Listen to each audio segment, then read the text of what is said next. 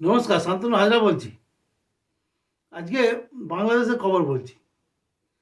বাংলাদেশের খবর সাধারণত আমি বলি না কেন না, বাংলাদেশের খবরটা আন্তর্জাতিক খবর এবং বিরাট বড় খবর।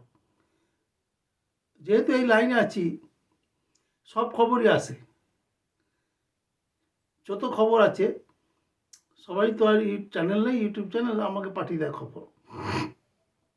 আমিও সমস্ত বিভিন্ন বড় বড় ইউটিউব চ্যানেল বা আন্তর্জাতিক সমস্ত যে সংবাদ সংস্থাগুলো আছে তাদের খবর পড়ি বা দেখি।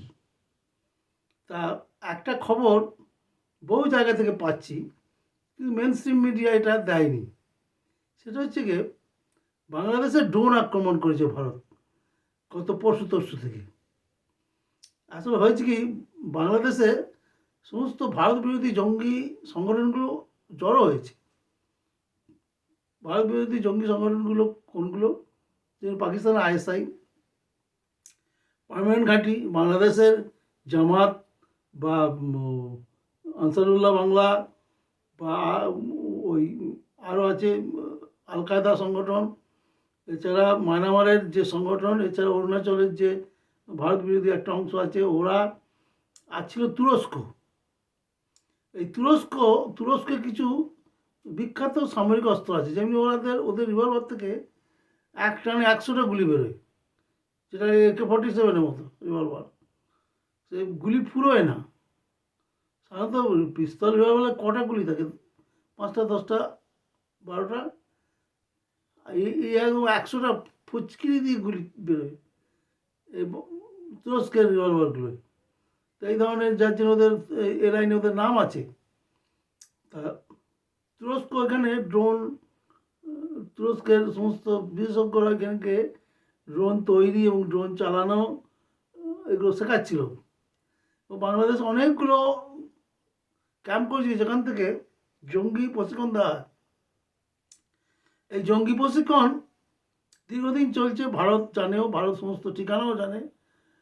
সেই জন্যে গত পরশুর আগের দিন কি তার একদিন আগে ওই কাতারের দোহায় ডেকে পাঠিয়েছিল বাংলাদেশের যে আমাদের যেরকম অজিত দোভাল নিরাপত্তা উপদেষ্টা, ওদের দেশের যে নিরাপত্তা উপদেষ্টা, তার নাম হচ্ছে খলিলুর রহমান।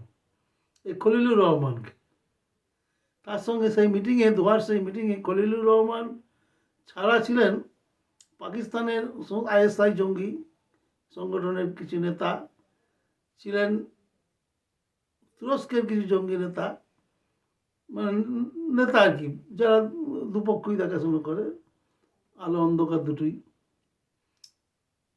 এবং বাংলাদেশের কিছু নেতা। আর ভারতের ছিল 4জন সিভিল সার্ভেন্ট। সেই নামটা আসেনি, জানি না আমি কারা কারা ছিলেন, যারা ভারত বাংলাদেশ সম্পর্ক নিয়ে থাকেন, এনগেজ রাখা হয়েছে। এবং ওখানে, হ্যাঁ, এছাড়া আমেরিকার CIA দপ্তর থেকে একজন উচ্চপদস্থ কেউ ছিল, এবং ওদেরকে সামনে রেখে ভারত থেকে বলে দেওয়া হয়েছে বাংলাদেশকে যে আপনারা 29 তারিখের মধ্যে ভারতবর্ষ, বাংলাদেশে যত জঙ্গি সংগঠনের সদস্য আছে তার দেশ থেকে তাড়িয়ে দিন, আদারওয়াইজ ওদের জানপ্রাণের দায়িত্ব কিন্তু আমাদের থাকবে না, তোমরা মারবে আর কি। এবং এটা খবর আসছে যে মার দিয়ে দিয়েছে 11 জন মারা গেছে, 11 জনই হার্ডকোর ক্রিমিনাল। তার মধ্যে কয়েকজন পাকিস্তানের আছে, কয়েকজন তুরস্কের আছে, একটা দুটো করে মায়ানমার, মিজোরামের আছে। কীভাবে মেরেছে না, ভারতে আছে অত্যাধুনিকের বস্তু, মানে আলট্রা মডার্ন একটা ড্রোন, তার নাম হচ্ছে প্যাট্রিয়ট ড্রোন। প্যাট্রিয়ট ড্রোন হচ্ছে ওই রাফাল বিমান তৈরি হয় যেখান থেকে, ওরাই তৈরি করে। মানে রাফাল বিমান 40 ফুট লম্বা, আর 10 ফুট লম্বা, 8-9 ফুট হয়। তা রাফালে যা যা ক্ষমতা, এরও তাই ক্ষমতা, দীর্ঘদিন ধরে আকাশে ভেসে থেকে শত্রুর বিরুদ্ধে লড়তে পারে, গোটা পৃথিবীটাকে ঘুরে আসতে পারে এই প্যাট্রিয়টিক ড্রোন। এই প্যাট্রিয়টিক ড্রোন উড়িয়ে দিয়েছে এবং এর যে অবস্থা, আপনি ওকে ছবিগুলো দেখিয়ে দিন কাকে মারতে চান, যেটা আবু সুলেমানি বা আরমান আল জওহারিকে মারলো যারা আমেরিকা, বোমাকে দেখিয়ে দিচ্ছে এই দেখো এই ছবি, এই লোকটাকে মেরে এসো। আরমান আল জওহারি কাবুলের একটা মেয়ের বাড়ি বেড়া থেকে কাবুলের একটা বাড়িতে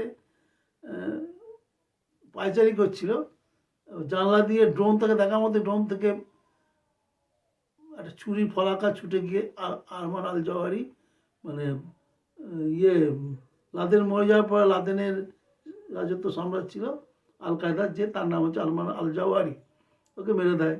এছাড়া ইরানের Abu Soleimani, military Iran red ফোর্টের যে সর্বাধিনায়ক আবু সুলেমানি বাড়ি থেকে বেরিয়ে, সঙ্গে বিরাট কনভয় ছিল, বেরোতে যাবে তখন এই আমেরিকান একটা ড্রোন এসে তাকে আঘাত করে মেরে দিয়ে যায়।